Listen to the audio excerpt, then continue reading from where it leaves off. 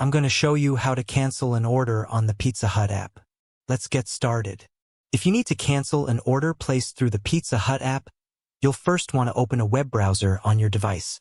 Go to Google or any search engine and type in the location of the Pizza Hut where you placed your order. For example, if you ordered from a Pizza Hut in New York, type in Pizza Hut New York, followed by the specific address if you have it. From the search results, find the contact number for that Pizza Hut location. Tap on the number to call them directly.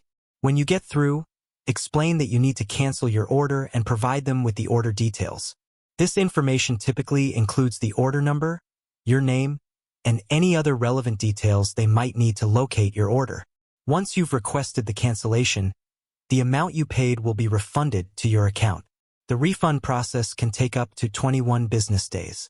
If you paid by credit card, the refund might appear on your next credit cycle. If you found this video helpful, please like and subscribe. Thanks for watching and see you next time.